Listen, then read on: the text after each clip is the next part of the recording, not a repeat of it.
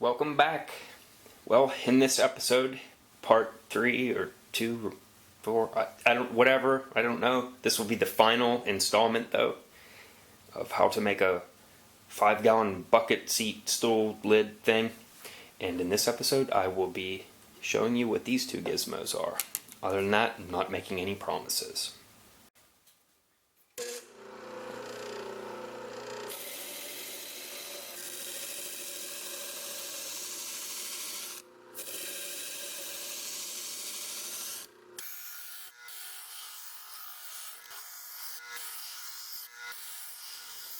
So did you guess what this gizmo is for? I bet you did. You look smart.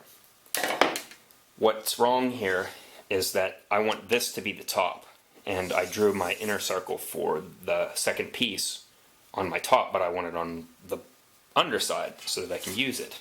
And I would have put it there, but you distracted me. So what I can use this for... Hold on, I have to cut. I forgot my pencil. Okay, so what I can use this for is to find the center of the circle.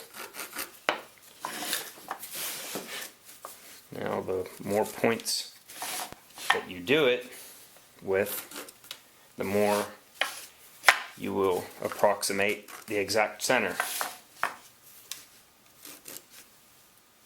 So now we're looking for the average of this mess, and that looks like a fair approximation of it. And now I can just draw my inner circle again. And do you know why I can draw my inner circle so easily? Because I never adjusted my compass setting. It's one of my compass cardinal rules. If there's no reason to mess with the compass, then why mess with it? Leave it on the last setting. The last time you used it should be the last circle you drew. By extension, I apply the same rule to the drill press. I typically don't take the last bit that I've used out of the drill press unless there was a reason for me to take it out. As for this circle center finder, I've had big plans for it, but I just never got around to it. I actually even made this much nicer piece of acrylic for it. This is real skinny stuff, and there's a lot of slop, and it's a case of it works somewhat, so I keep using it again and again and again. But I had big dreams of putting a little V groove in this and attaching it like so, sunk down into the wood so that all of this is flush. And I also wanted to make this out of plywood. Maybe for a future video, we'll see. Unfortunately, we've just now arrived at that somewhat redundant part of the procedure where I have to make a second circle and do a second glue up. If only there were some way that I could just snap my fingers and skip this part.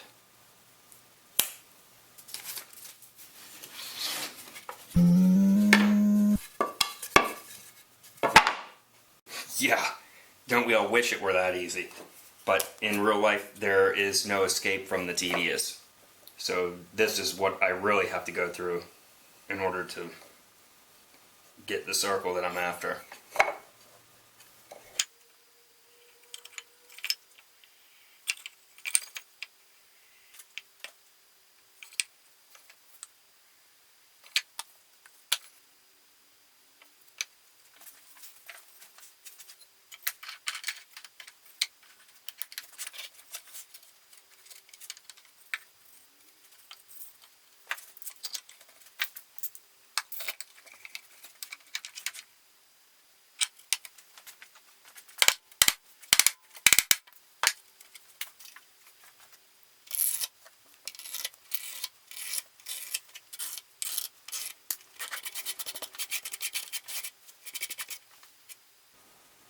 Every board is going to have a natural curvature to it. This might not transfer perfectly to video, but you can definitely detect that it has kind of a curve like this, where this part of the board would be under compressive force, and this part of the board would be under tensive force. And this idea plays a major role in construction. In this case, I crowned this board so that the curve would be this way, so that when I apply pressure on the ends, there is still a pressure being put to my project in the middle.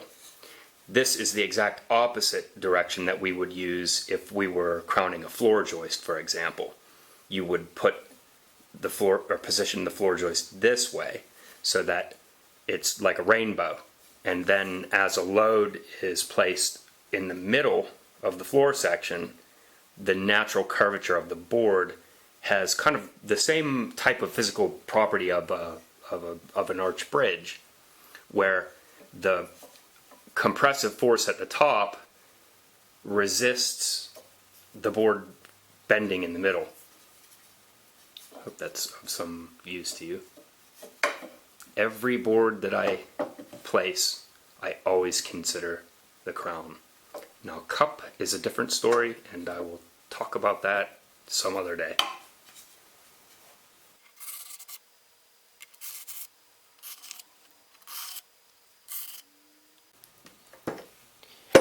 In the meantime, while this is setting up, let's find out how you did on your gizmo guessing. Are you 2 for 2? I'll show you what it does. This part is just a key, and there's a screw here so that it can only go in one way, just so that I get an extra puzzle-like fit.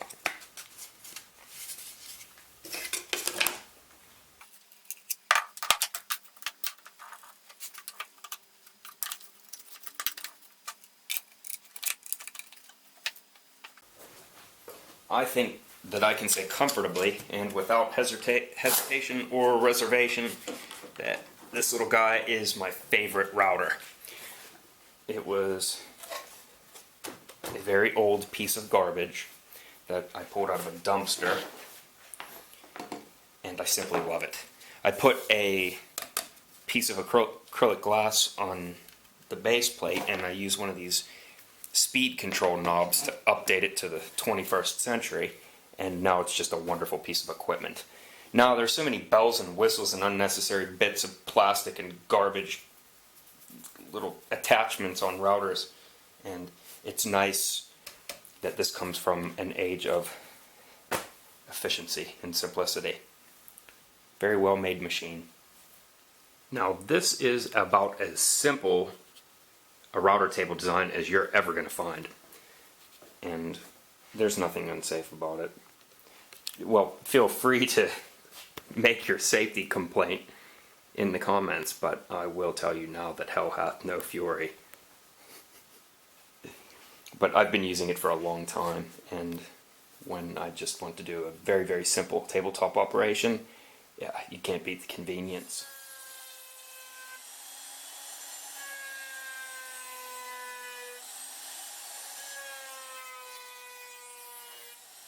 Well, it made an awful route, and of course if I were making something that I really cared about, or a video that I really cared about for that matter, I would have used a scrap piece first to make sure everything's going okay.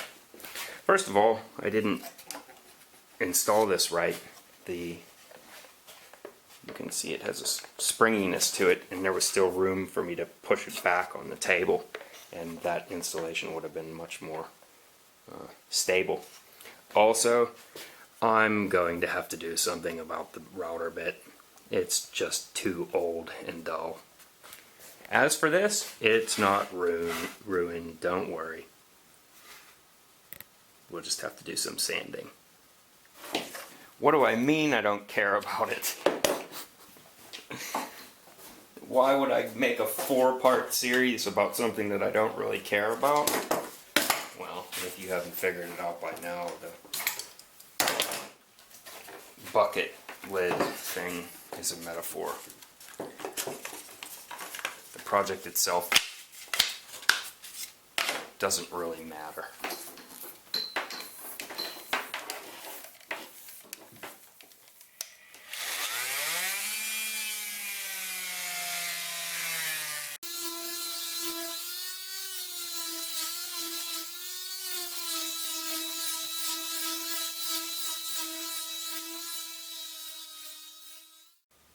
Well, that turned out kind of nice.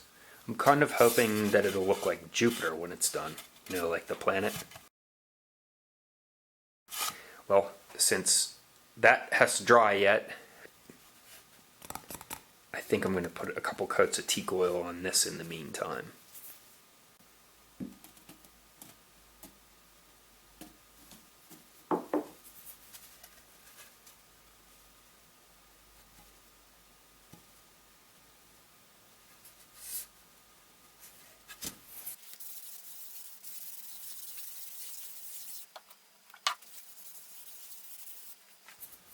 Now I probably want to have 3 or 4 coats on this before I will consider it completed. So I want to get an early jump on it. I'm not going to coat the underside because I have yet to glue the bottom circle on. But I can do these end grains, which are really thirsty, and give the top at least 2 coats in the meantime. Well, the combination of cedar wood and teak oil is just splendid. It has a lovely, very rich color, and it also has a very pleasant feel and smell. Everything about it is just really wonderful. The one downfall is cleanup is kind of a pain. It's very sticky. I think I equated it to shellac earlier. You have to use mineral spirits to clean it off. This is a tip that I highly recommend. The new bottle that they use for 3-in-1 oil is just stupid. So I dumped it into my other can and ripped that proboscis needle tool, whatever it is, off of the...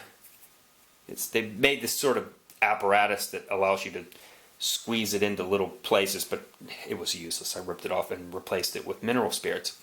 This is just a piece of tubing, and if you heat up the vinyl tubing enough, you can squish it shut with a piece of needle nose, and it makes a real nice tight seal.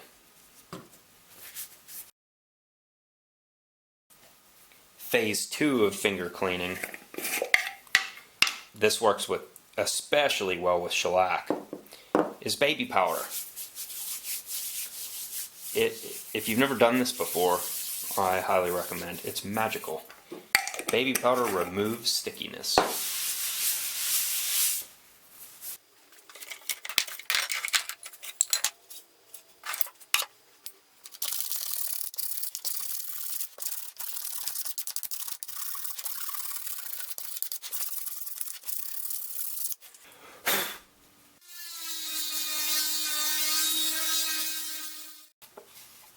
Well, I'm a bit eager to test out the bandsaw blade since I've sharpened it. I would imagine that this circle will be an absolute breeze to cut this time. But to be honest, I'm also eagerly awaiting the finish of this video because I have the next 3 videos, I think, maybe more, completed and waiting to post. I just wanted to have all 4 parts of this series in sequence, just to make it easier as a viewer.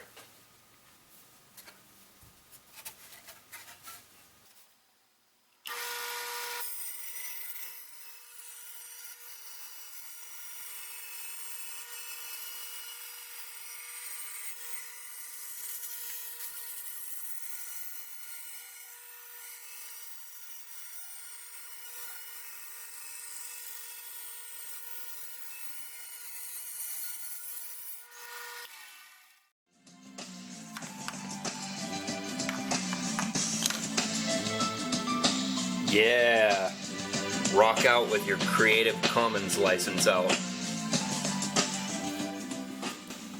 Well, all good things come to an end, so I suppose it's time to put a lid on this video. Did you catch that pun? I just bought this for like $2. It's just a plastic case.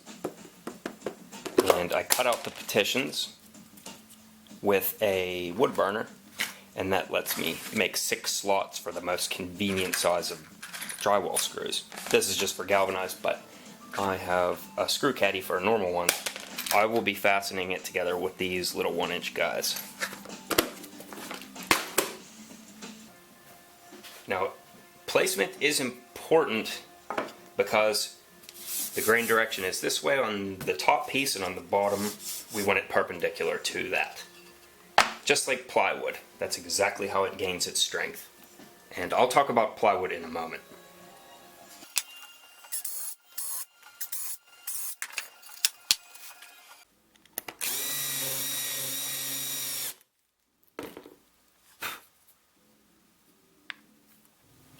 Now, believe it or not, plywood does actually have kind of a grain. It's an axis of strength that it's a little bit harder to identify than with regular dimensional lumber. But you can see that it has a tendency to, the design has a tendency to move this way. So we want to put it, if you're going to make a bucket lid out of 1/2-inch plywood like my prototype was, then you should probably alternate the direction of the top layers of the ply. Now, I would also follow a second rule that would probably supersede the first one that I just explained to you, in that it might be more important to consider the shape of the board. If this board has a tendency to move this way, and you have an opposing board that has a tendency to move the other way, it might be in your best interest to neutralize both of those by fastening them that way. I don't know. There are a lot of specific circumstances for every unique situation that just, I guess, requires some level of judgment that is the result of experience. A good carpenter really will consider every possible aspect of a board before installing it. It almost sounds nuts, but we usually get accused, as good trim carpenters, we usually get accused of being too detail-oriented, or, well, there's a whole host of names that they call us. I'm sure if you're a detail-oriented carpenter, you're no stranger to people laughing at you.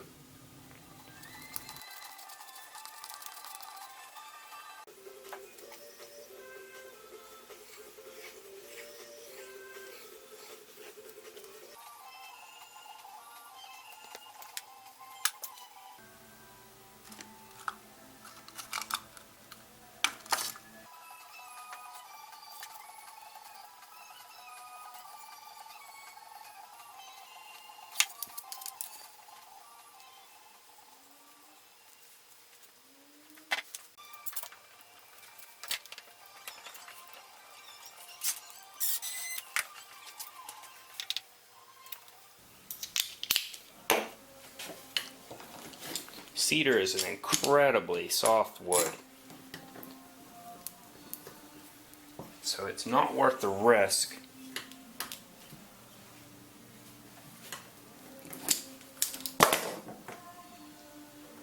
You have to be very careful not to strip the screw out.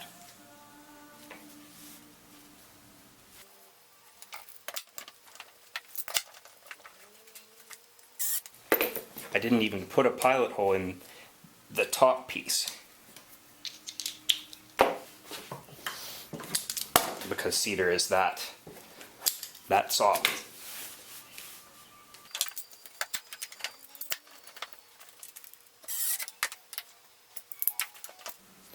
I use this tool for all sorts of things. Don't laugh, but I call it my synthetic fingernail.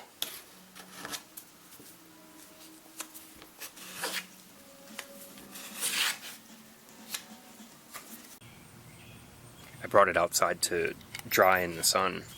I gave the top a total of 3 coats now, and just 1 on the underside.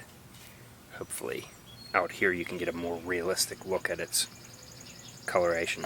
I would like to suggest that if you do any finishing with this type of oil, to use a paper towel. I found that a paper towel was the easiest way. Well, let's put it in its permanent home.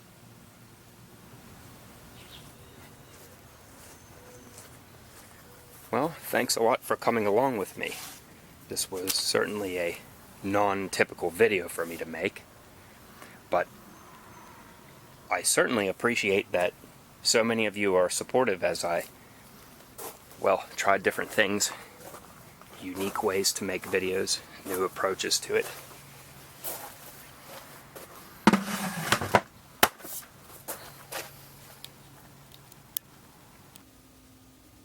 I was supposed to use the bucket lid for this vinyl tubing, but I really don't want to make another one. I feel like making something else. But I do have a good idea for this.